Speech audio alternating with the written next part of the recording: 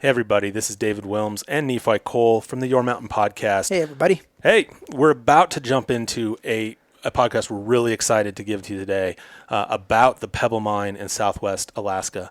Before we get into that episode, we wanted to hit two things. One, we've got a wonderful guest joining us. Her name is Lindsay Layland. She is in Alaska and unable to join us in person, and it's going to sound like she's in Alaska and unable to join us in person. If it doesn't sound like she's in the room, she's not. But if you don't like that, you can start your own podcast. That's right. And you can go to Alaska. That's right. So there are going to be places in here where the sound may cut in and out a little bit, and that's just the way it's going to be. But listen, because there's going to be some incredible content with an incredible guest, and I think you'll really enjoy it. The second piece is we really pride ourselves on providing you with all of the information around these issues involving land, water, and wildlife, and providing you the best information and most up-to-date information we can. And because of that, we did want to provide you a clip, and we couldn't find a place to put it in the podcast. We wanted to provide you a clip from Alaska Republican Senator Lisa Murkowski, who is the chair of the Senate Natural Resources Committee. And it's a statement that she made about the Pebble Mine and some recent criticism about an Army Corps of Engineer draft environmental impact statement that was made by the Environmental Protection Agency.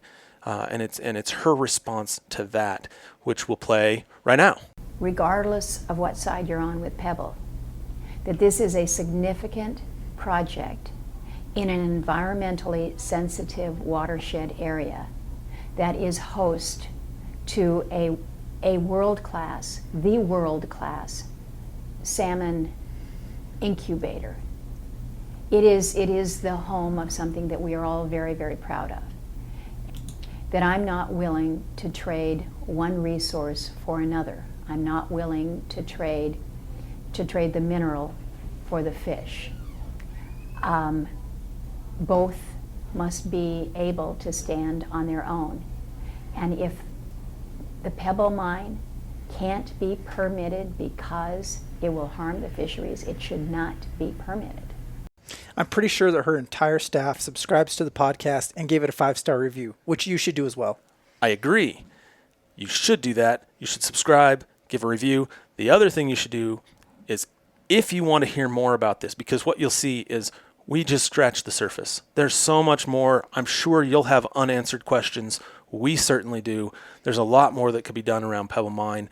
If that's something that you're interested in, that you want to learn more about, and you want us to do a follow-up podcast, please let us know. Send us an email at yourmountain@itsyourmountain.com. Find us on social media. Hit us up there on Twitter, Instagram, Facebook. All three, the handle is @itsyourmountain. And we'll see what we can do about follow-up. Without further ado. Yeah, enjoy today's episode of the Your Mountain podcast. There are millions of acres of opportunity out there. They belong to you. Every day, decisions are being made that affect your land, your water, your wildlife. You should know about them. This is Your Mountain.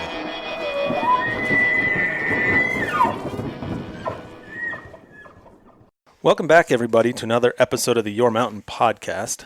I'm your host, David Wilms. I'm sitting, not in Studio 1A as usual, I'm sitting across the desk from Nephi Cole in his home office, Studio 1B at this point, something like that. There's more dead animals on my walls than there are on Mike's. Which is not saying much because Mike has 0, so the bar wasn't set real high, but Mike can defend himself because he's joining us by phone. Mike, how's it going? That's right. Hey, never been better. I think it's Studio 2. Okay, Studio 2. You guys are in Studio 2, yeah. Hey, when are we going to get that, so that elk that I helped you pack out last year, why isn't that hanging on the studio wall? That's a great question, Mike. Are you... That is a good question. I don't know. You want me to bring it over so you can mount it up for me? Well, I'll teach you how to do it. Maybe I should teach you, Mike. Oh, okay. Well, that's fine. Look at the quality of mine versus the quality of days before you decide. Well, mine's good. Yeah, all right. Is good enough? No. It's great. It's great. Okay. So we're all three here, and we are going to explore a part of the country that we have with today's episode that we haven't talked about a lot yet in our almost we're approaching 80 episodes now. That's because it takes a lot of stops at the gas station to get there. You're right, or an expensive plane ticket. But we're going to talk Alaska, but we're more specifically going to talk about Pebble Mine. And I'm not even going to go into detail explaining what Pebble Mine is. We've got an expert joining us from Alaska this morning to talk about Alaska, talk about the history of Pebble Mine, what it is, why people both within Alaska and outside of Alaska should care about this issue. And it's, if you've been involved in the conservation world for any period of time, you've certainly heard it talked about. And so I want to welcome Lindsay Layland to our podcast today. Lindsay, thanks for joining us. Yeah, thank you guys so much for having me. It's great to be here. I'm so glad that when we said that it wasn't dead air because the technology didn't work. Because Yeah, I was nervous for a second. you are in Alaska. We have pretty unreliable internet service, but sometimes it happens to work out. Well, let me tell you, it doesn't matter if you're in the lower 48. Sometimes ours stinks too. So, First of all, tell us a little bit about you before we get into some of what you're doing. Yeah. Yeah. So I'm a lifelong Alaskan. I grew up here in the state. I grew up in the corner of the state that you're all referring to, which is in Bristol Bay in Southwest Alaska. I grew up on the fishing grounds of Bristol Bay, commercially catching salmon with my family in the summer months, and now as an adult, I'm here. I'm still fishing in the summertime, and I work as I'm on staff with a group of tribes, a tribal government consortium, working to protect the indigenous way of life here in the region, which is under threat by that proposed mine that you mentioned. But yeah, I love to go hunting. I love to go fishing. I live in a place where our backyard is literally the largest state park in the nation. I live in a pretty beautiful, pristine, natural world up here, and I'm glad to be a part of it, and I'm glad to be able to share with you all. Yeah, so that's me in a nutshell. But of course, happy to expand as we get into things. so very unique fishery up there, right? In terms of a commercial fishery, a lot of people. I mean, it runs the gamut. I mean, just from the size of operations, you have big corporations, you have tiny corporations, you have families. What are the different people utilizing that fishery? Can you kind of run through kind of the gamut of what you have there? Yeah, definitely. So Bristol Bay is unique because at least in the upper river systems or the upper bays, Bristol Bay is a place where only commercial gill netting is allowed to catch salmon, and that's a specific type of fishing that I would encourage your listeners to Google or to look up on YouTube to understand. But as we all know, Alaska is known for its fisheries and crab and halibut, all these resources. So Bristol Bay is kind of the crown jewel when it comes to commercial fishing across the state of Alaska and even the world. We've got thousands of vessel owners and permit holders, which are the kind of the license to be able to fish here. And like you say, there are single owner family operations. It's generational. It's parents teaching their kids, teaching their grandkids how to fish. And then you've got some multi-group operations. The cool thing about Bristol Bay is there really aren't any major corporations that hold fishing ownership for the commercial salmon fishery, for the net fishery. It's kind of every person owns their own business in a sense. But in addition to that, we do have the major processing companies, the major fishing groups who buy our fish, who process our fish, who export our fish. So it's a massive industry. It's a multi-billion-dollar industry that I think, from including fishermen and processors and the supply chain, over 14,000 people annually are employed in this 2 or 3 month seasonal fishery. And it's a huge economic driver for our region and for our state. Pretty amazing piece to be a part of. And just for a little bit of reference, the last couple years, the last couple salmon runs have been the largest in the history of Bristol Bay. We've had over 60 million fish return to the Bristol Bay watershed in just a few months' time. So pretty incredible salmon run and commercial fishing industry as a whole. I wanted to ask you a question about Bristol Bay specifically before we get into some more of the economic side of this. I think when we're down here in the lower 48, we sometimes, the sheer size of Alaska as a whole, it can be a bit overwhelming, right? Yeah. And so talk to us a little bit about, I mean, my understanding is this Bristol Bay area. We're not talking about the Bay Area of San Francisco or Chesapeake Bay, which are in their own regards in the lower 48 very productive fisheries, right? We're talking something on a scale that far exceeds that. I mean, when you look at a map of Alaska, it looks like a small circle on a much bigger state. But when you actually talk about the geographic scale, we're talking about a very large geographic area, right? Right. So just for reference, this is an easy comparison for people to make. So, the state of Alaska is massive. It's more than twice the size of Texas, essentially, right? But if you were to inlay the state of Alaska over a map of the United States, it would take up, it would span almost 3/4 of the sucker just because of the Aleutian chain and the panhandle of the southeast portion of the state that extends so far. But for a reference for folks, Bristol Bay alone, which includes the Kvichak watershed and the Nushagak watershed, these two bays within the bay, Bristol Bay is the size of Ohio. So it's a pretty big space that includes two major river systems and tens and hundreds of thousands of small streams and tributaries and wetlands and all these areas. So yeah, geographically, we're talking some pretty massive acreage. Yeah, so I have to, throw in a plug and thanks to my aunt and my uncle work up there for one of those canning operations. And when you talked about the families that work there, my uncle said, he's familiar with the family. He knows the family, the Palins, who, everybody's aware of, who do some fishing up there. And I mean, just a very unique situation, very beautiful place, with some unique challenges. It's pretty expensive to buy a gallon of milk up there, right? Yeah, it sure can be. There are times in some of the villages in our region that a gallon of milk is $10 or $13. And I only bring that up because I think some of the challenges that we face in the lower 48, I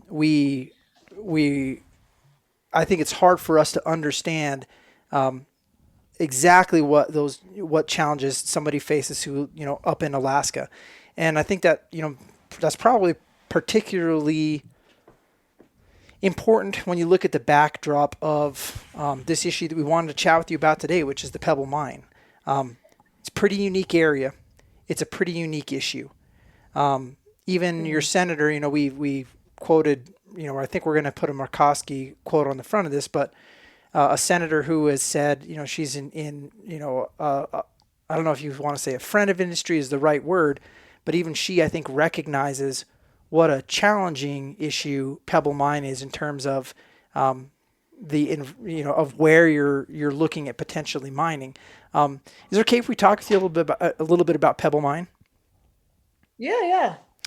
So huge ore deposit, is that accurate? I mean, when people say like, why does somebody care about Pebble Mine? What's driving this? How big is this proposed mine? Yeah, well, that's a good question. So to start, you kind of have to back up, like you mentioned, a key word there, the ore deposit, right? So it's in the ground at the headwaters, the Bristol Bay watershed is the largest gold and copper and molybdenum is an element that strengthens metal. Gold and copper deposit in the world, the largest gold and copper deposit in the world. So that's why this is an issue, right? Is because companies want to come in, develop this ore, and sell it and make money. but it is the largest, and the proposed project for that, the proposed mine, because of the type of ore body, it's a low grade metallic sulfur mine, or deposit, excuse me. Because of the type of ore body, it would require a massive open pit mine to extract it all. That's what it would take. It would take a really big hole in the ground to get all this ore out of there. So the proposed mine, if it were to be developed at its fullest extent, so the company could make as much money as possible, it would eventually become one of the largest, if not the largest, open pit mine in North America and even in the world eventually, if all of the minerals were to be extracted. So for size on that, when you say the largest, do you have any reference for scale? How big are we talking here? Yeah. Well, so it's kind of, that's a tricky question in part because what the Pebble partnership, that's the company behind it right now, what they're proposing right now is about 1.5 miles long by 1 mile wide, but that would eventually grow, right? There's no doubt that the size of that pit would grow because they'd want to extract. So it could potentially and eventually get up to as long as 2 or 3 miles across. This is the open pit, by 1.5 to 2 miles wide. So we're talking massive hole in the ground. So this is a question, and it's an honest question. One of the companies I know that was involved that has since backed out was a company that manages, I don't know what their name is or not, but the Kennecott copper operation in Utah was involved in the Pebble mine. They were investors. They have since moved away from that. But that's a pretty big open pit mine. And if we're talking, do you know, for scale wise, is this would it contemplated to be on that scale? Do you know for comparison if it's similar or bigger, smaller? Eventually it'd be larger. And you're thinking of Rio Tinto. That's the company that invested a lot of money in the Pebble part. Withdrew because they realized it just wasn't going to be economically viable and worth their time.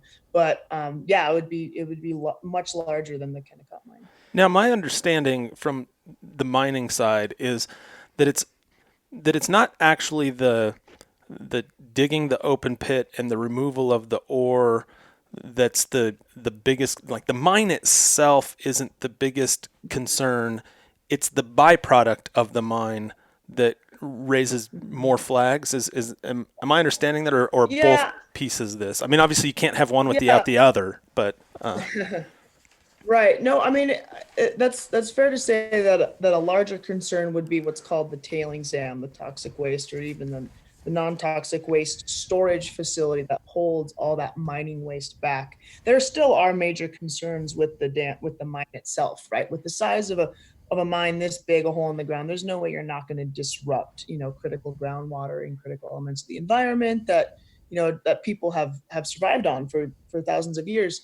But one big piece of concern is that what you say, that byproduct, that tailings dam. When you dig a pit in the ground that's that big with a low grade concentrate of ore, it needs to be processed to extract the gold and the copper. And when it's processed, you're not going to ship all of that extra waste, they call it just that excess waste rock, the other dirt in the ground that's not the mineral that you're looking for. It's got to go somewhere. And so instead of shipping it out with the ore, because that would be absurdly expensive, they put it in a pile on the ground, they dig a big embankment and they build a big dam 7 stories tall to hold it back. And so it's a big, what's called a tailings facility. And the scary thing about that is that it's man-made, it's an earthen dam, and historically they fail. We've seen it in British Columbia. We recently saw it in Brazil just this year. These dams fail, and when they do, we have billions of cubic feet of toxic or non-toxic mining waste draining into the pristine waters of the Bristol Bay watershed. When you mentioned the British Columbia one, the one in Canada, you're talking about the Mount Polly dam failure? Mount Polly, the Fraser River. Yeah. Mm-hmm. Well, and that's, I mean, part of the thing, I'm going to play devil's advocate for a second, which I always do. I mean, part of the challenge of this has got to be this, right? Which is that the folks who are looking at developing this and are saying like we're talking about worst case scenario, what could happen, and I'm sure that they're saying, hey, look, we have the science, we can build the dam that's not going to have issues because we can plan for it. I'm sure they're saying that, right? I mean, that's something you hear. Right. Part of the challenge is this is a really unique place, right? To work on this issue on. You're at the headwaters of a watershed that's seismically active, with a huge amount of water that rolls out of that country. And just to kind of, one of the things that I noticed was that you had the permitting for the water on this. Have you seen this? It's the request for the use. It's 100,000 acre feet a year of water that they're going to use. I can't even comprehend that kind of a number. I mean, where we live. Anybody that doesn't know an acre foot of water, like we got a dam, a couple dams in the state, like 100,000 acre feet. Like that's a really good size for us. I mean, you're talking that's a tenth of our largest reservoir.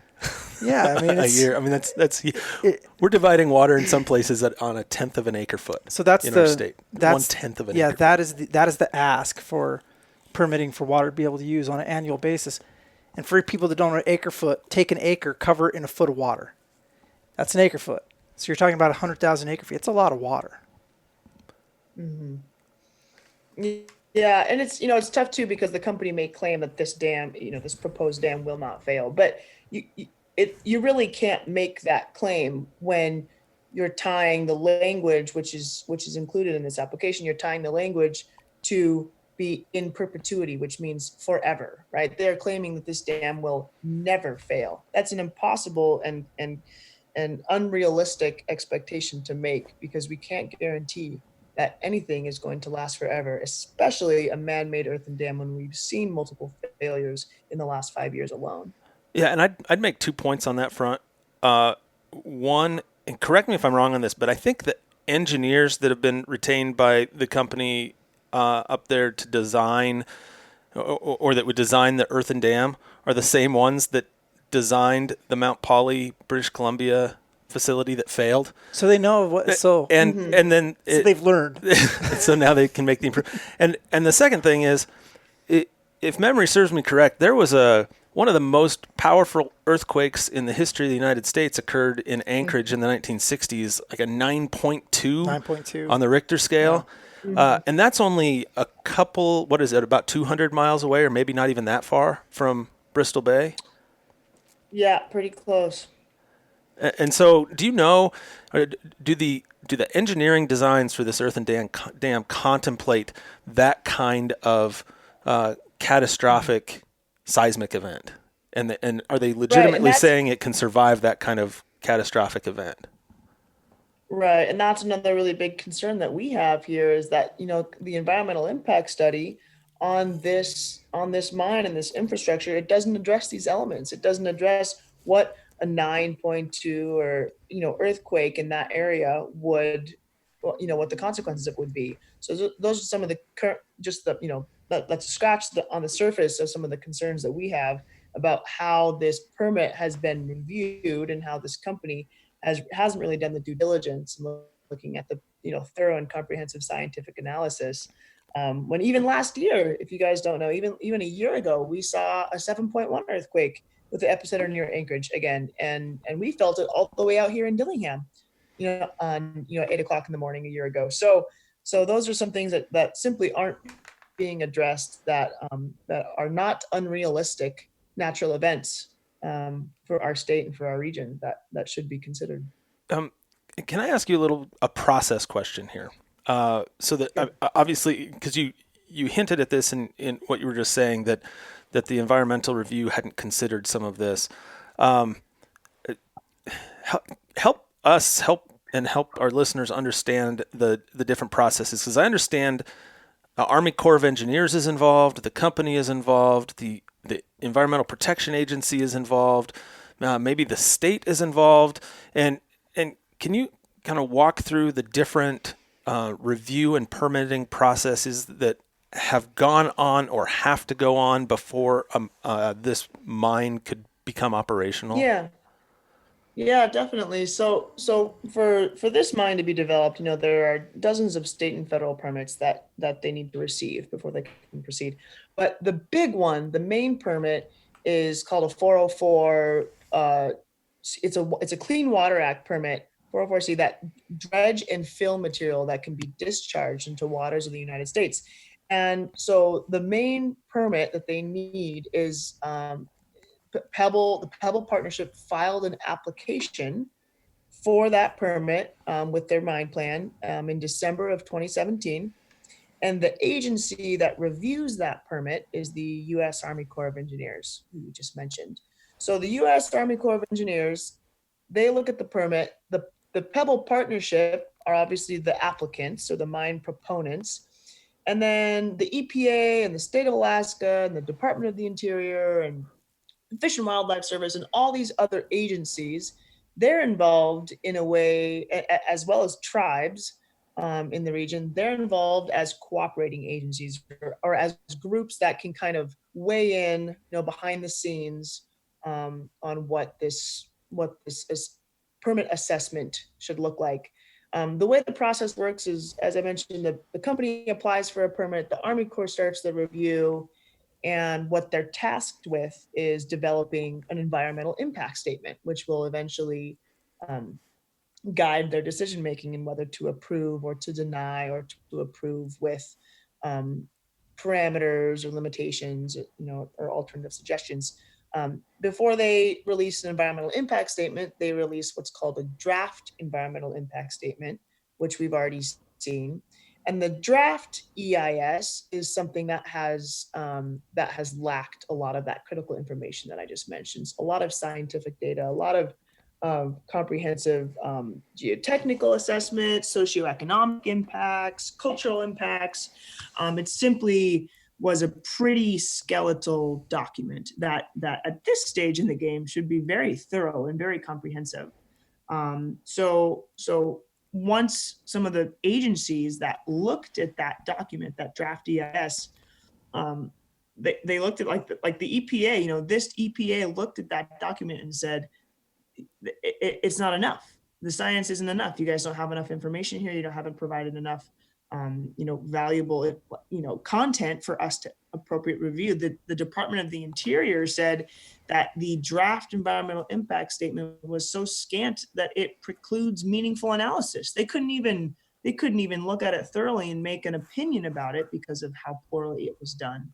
So right now we're in the stage where the Army Corps of Engineers is having conversations with those cooperating agencies in the development of the final EIS, the FEIS, which will again, of course, determine whether or not the Army Corps chooses to give Issue them the permit. a positive, a permit or not. And so that's kind of the process. The Army Corps is the agency that oversees it, and all the other agencies can kind of weigh in here and there, but essentially it's up to the Army Corps. Now, you made a point that, and I don't want to really gloss over it because I think it's substantive. I mean, you noted that the EPA, and I think you said this EPA, and I'm assuming you're referring to the EPA under the current administration, made this determination that there was significant information lacking.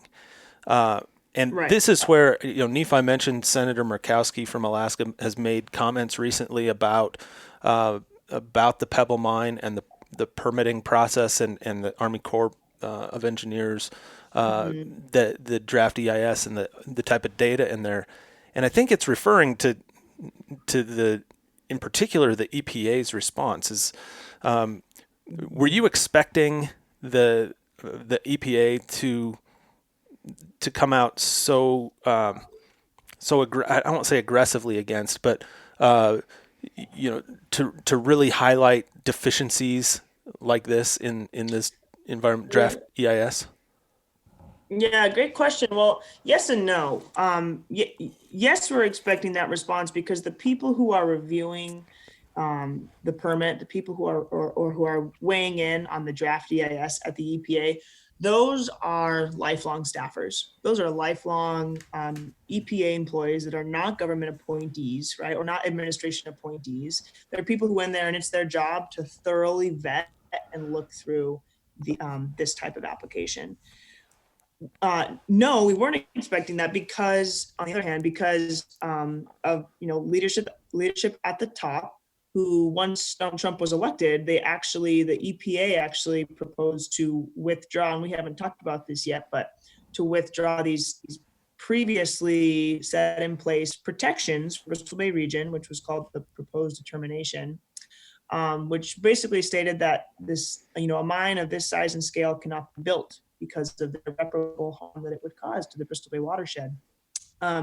So EPA leadership kind of was making stride to pull away these protections for the Bristol Bay region, and at the same time, their lifelong staffers, their career scientists were saying, no, this isn't right. This scientific assessment isn't thorough enough. So we've kind of got two, contrasting opinions coming out of the EPA there. And you can kind of see who's voicing which one. So one kind of, if I may, I think one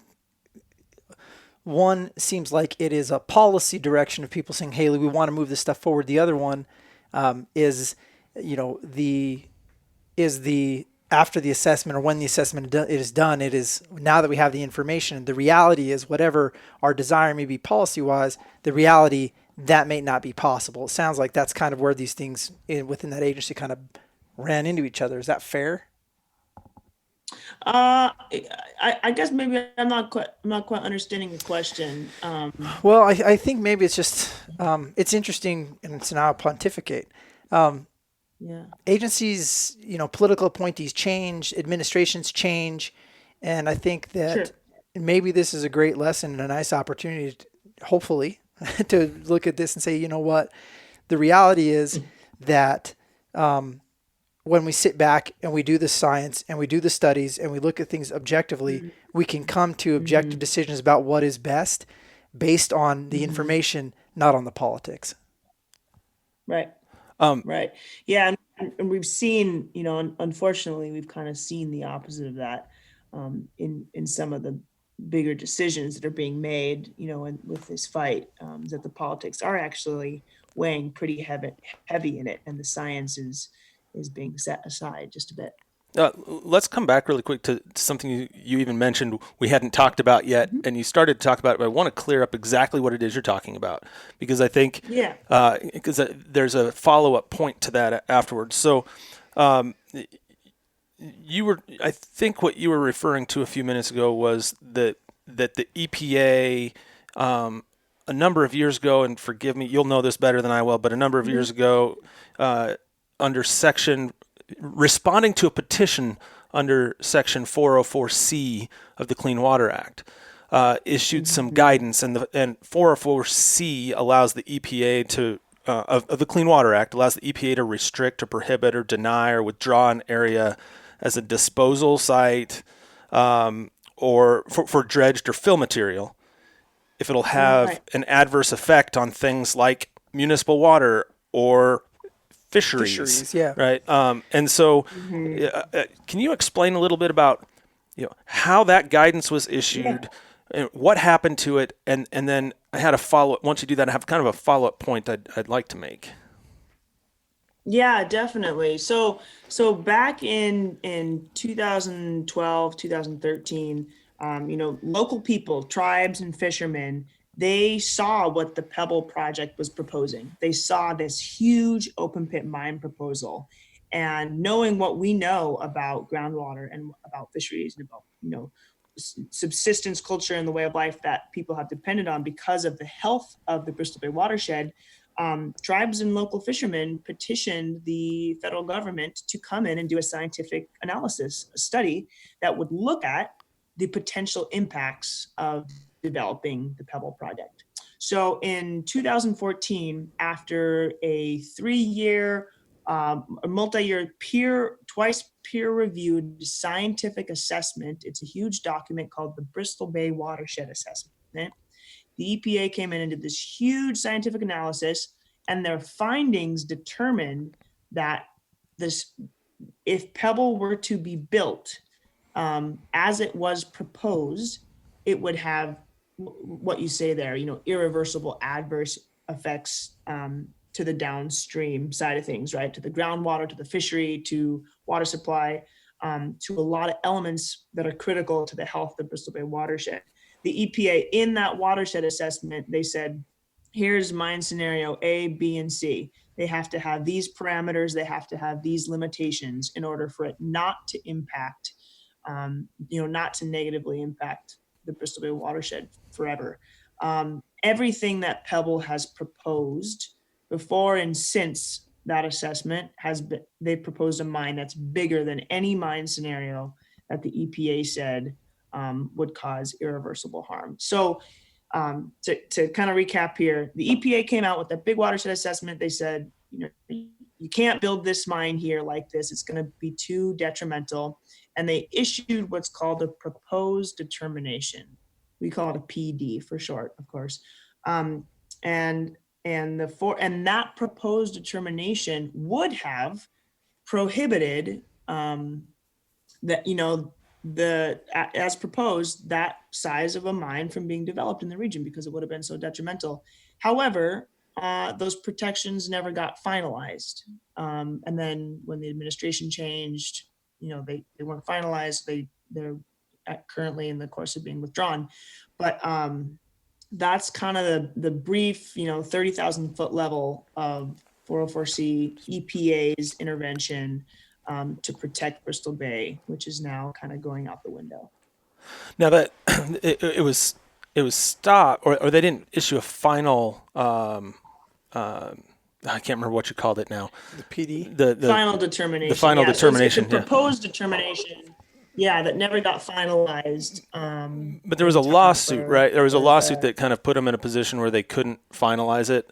Yeah, I think it was a delay tactic by the Pebble partnership. Once the EPA came in, did that huge multi-year study and came out with their findings, the Pebble partnership sued the EPA and said that they violated a couple procedural acts.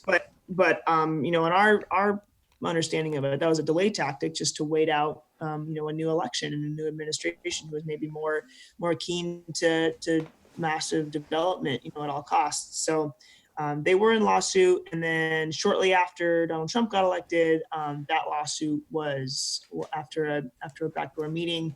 That lawsuit, when then EPA administrator met with the Pebble partnership, then Administrator Pruitt, they dropped that lawsuit after a short meeting. Now, as we all know, and we've talked about a lot on this podcast, the political tides can change pretty frequently. And there's still a lot of process ahead on the permitting side, on the finalizing an EIS side, potential litigation that might arise out of that. There's also one other piece. Talked about the Army Corps and having to do this final EIS, but my understanding is that the EPA still has the ability, at the end of the day, under 404C. They're going to look at the Army Corps' this could come back up again, right? And there's EPA has, for lack of a better word, a veto card over any development potentially, right? Is that right? So the ability for the EPA to exercise their 404C power, is still in play. Veto is kind of a tricky word because that presumes that it's an all-out denial, and it's not. The EPA proposed a couple mine scenarios that if they included those limitations, they wouldn't harm the fisheries. So they did an alternative. So it's not an outright veto. It is a cautionary approach to ensure that the lands and waters of the Bristol Bay watershed aren't going to be messed up forever and decimated forever. Which is a big concern, of course, for the people who live here. So, Lindsay, now I want to put you on the hot seat if I can. Sure. So, what's she been on up to this point? This is obviously, I love to say this is a challenging issue. This is a challenging issue. I mean, when you look at the amount of, so first of all, so we're saying that you're on a multi-billion-dollar per year. I mean, how many, is it $1 billion a year fishery there? I think it's over. I mean, they're included in that Bristol Bay watershed assessment was an economic study of the It's commercial fishery. And I $1.5 think billion a year fishery. yeah, it was $1.5 billion a year. Yeah. That was a few years ago. Mhm. And then you have a mine where people are saying like, this is going to be worth billions of dollars a year. I want to, the way I want to put you on the hot seat to say, I would like you to give me the best sales pitch for those who are proponents of the mine. What are they saying? So the people who are saying like, hey, let's do this. We can do it, right? I want you to tell me what are they saying? And so who's supporting this and what do they say?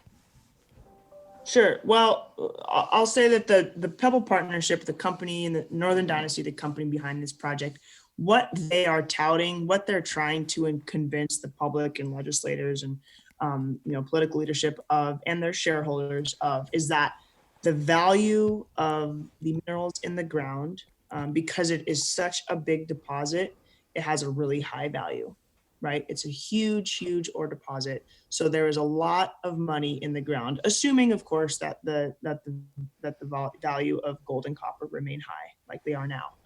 And if that were to change, that would change the value of the mineral deposit pretty significantly. They also claim that they'll bring, year-round economic opportunity via jobs on the ground, mining jobs to the region. They claim that they won't harm the fishery, which of course we have a pretty hard time stomaching, knowing what we know about the scientific analysis that we've seen so far. But in essence, that's about it. I mean, I think money is their primary talking point. So the argument is economic opportunity there, right? It's saying like, hey, look, we have this deposit, and we're going to come in, we're going to create jobs, we're going to create economic opportunity. They're saying we can have it all, right? They're saying we can have the economic opportunity that's created by the mine, and we can develop it in such a way that'll preserve the economics of the fishery, and it'll just enhance the local economy because we can have it all. And is that a fair way of putting it? They're saying, I think they're saying a lot of different things, and certainly we try to be a little balanced, and I think it's fair just to say if folks went to the pebblepartnership.com, they're going to see all of the arguments they make that try to address a lot of the issues that have been raised here, and the listener can kind of weigh a lot of this stuff together and make up their own mind. Yeah, and I mean, following up on what Mike just said, I think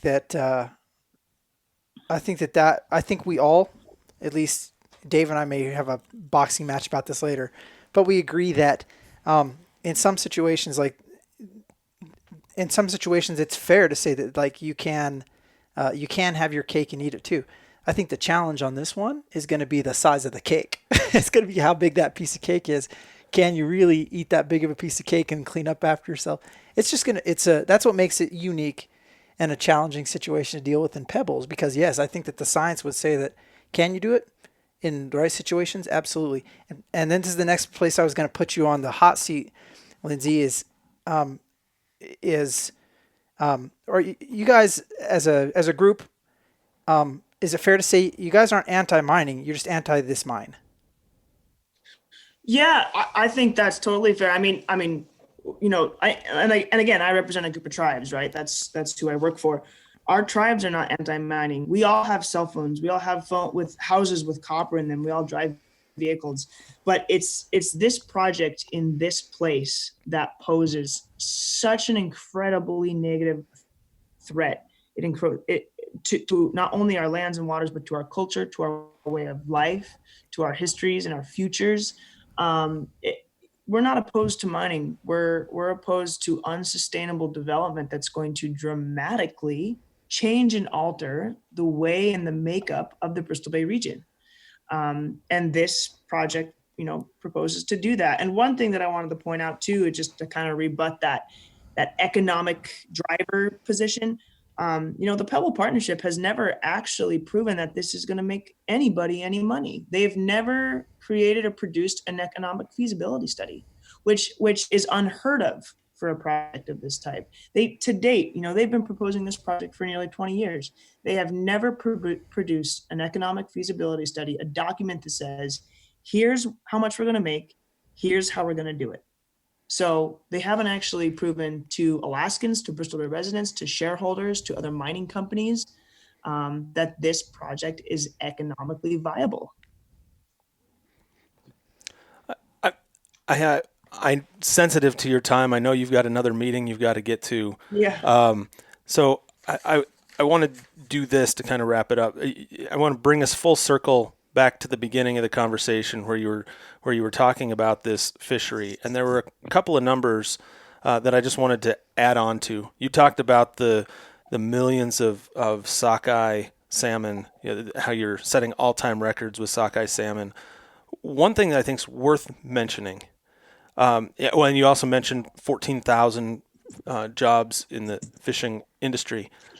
There are two things related to that I'd mention. One, I think that 14,000 jobs accounts for about 75% of local employment in that region, if my reading of this is all correct.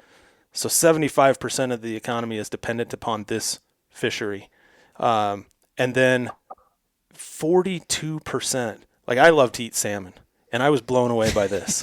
I was absolutely blown away by this, that 42% of the world's harvest of wild salmon comes from Alaska. And 100% of the good salmon. And a large percentage of that comes from Bristol Bay. So, I'm saying this last piece to take this to the why should I, as somebody that doesn't live in Alaska or doesn't live in the Bristol Bay, and why should this matter to me? Why should I be following this issue? And I mentioned that last piece because if you like to eat wild caught salmon, and there's a time of year where that's pretty coveted in the lower 48, odds are it's coming from Alaska, and odds are a good portion of those are coming from the Bristol Bay.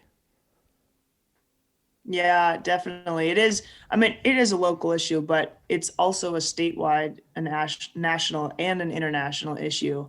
Because like you say, and actually Bristol Bay alone provides nearly 40% of the world's sockeye salmon supply. So a lot of it comes from Alaska. Like you say, the vast, vast majority of it comes from Bristol Bay. And if we think about, we have wiped out a lot of the major salmon runs across the planet, in Europe, along the West Coast and the Pacific Northwest, and even other runs in the state of Alaska. And this is the last great stronghold of wild salmon, which we simply can't afford to gamble with. Yeah, sometimes you can't just look at everything in terms of just raw dollars. There's also how the socioeconomic piece, who makes those dollars, how they're distributed, and kind of what that does to the culture of an area. And so it's really a fascinating issue, and we really appreciate you taking the opportunity to visit with us about it. And yeah, absolutely. Thank you guys so much. And I have one more final question for you, and I know it's coming because we told you it was coming before we started this. And actually, I really wish we had more time because I would love to hear some of your stories about growing up in Alaska in the commercial fishing industry and just some of your experiences as a hunter and angler. And I'm teeing that up for as developments arise, we may need to have you back, and we'll start the future conversation with learning more about just what an amazing. We'll just do our next one on site. What an amazing outdoors woman you are. There you go. Yeah, but the one question, so we ask all of our guests the same question, and this is this is Your Mountain Podcast, and we're talking about issues related to land, water, and wildlife, and all these places that we individually and collectively cherish so much that create the memories that we own personally, and the heritage that we own collectively. And so I ask you, what's your mountain? What's that place to you? Yeah, well, of course, I have about a handful of metaphorical answers to that, but I'll answer it literally for this one, and as a preview to my my upbringing in the state and in the salmon world. But my mountain is a literal mountain. It's called Amuk, and that is the Yupik name, or the traditional native for this region. named for breast or for nipple, which because the mountain actually looks kind of like it has a little nipple on the top, a little outcropping. And it's my mountain because it sits right across the river from where I catch salmon every summer when I'm fishing commercially. I see that mountain, and it's pretty poignant. It stands out. And the base of that mountain is surrounded by the Snake River and the Igushik River, which are two of the major river systems draining into Nushagak Bay, which is one of the bays of the greater Bristol Bay. And ever since I was a kid, that mountain has always been there, standalone, standing strong, with the sun setting behind it and then popping back out, of course, with that solstice Alaska never-ending sunset. And it has just remained a constant in my commercial salmon world that I've seen every single day of every single summer of my life while catching fish. So it's a pretty unique one and a special one. And again, that's Amok, A-M-O-K, Amok Mountain. Most people aren't willing to get so specific that they spell their mountain. They usually are pretty guarded about the very specific place. But this one's a little more challenging for people to get to. So, Dave won't be up there hunting anytime soon. No. Well, you're welcome to come. Oh, we have that on recording, so that's good. Lindsay, sincerely, once again from me, before Dave signs off, thank you so much for taking the time to visit with us about this. It's something that, I think it's worth everybody learning a little bit more about because it's pretty fascinating. You can learn a lot about the policy wonk stuff, but you can also get some great pictures of some neat places when you look it up. So check it out. Yeah, I agree. I really appreciate you taking the time to spend with us here. I think a lot of times we know there are issues going on in Alaska, but Alaska tends to be so far away. Sometimes it's geographically distant, which makes us personally separate from those issues. So I really appreciate you taking the time to explain. Wish we'd had another hour to go into more, because I think there's so much more we can talk about around this and other issues in Alaska. But do appreciate you taking the time. Hope you'll come back and join us again, as this process moves along. And if you had anything else you wanted to add, now's a great time to do it, and otherwise we'll sign off. Yeah, definitely. Well, again, thank you guys so much for the opportunity to help spread the word. This is a pretty important issue for the people of Bristol Bay and for the people across the country and the world. So I just encourage your listeners to get educated and feel free to reach out and just, look up some more information about this proposed project and how it could, pose a pretty devastating threat to the lands and the waters and the people and the fishery that sustain a pretty incredible region. So thank you guys so much for the opportunity, and hope to chat with you again soon. Sounds great. And for everybody else listening out there, as always, please remember that life is about experiences, so go have one.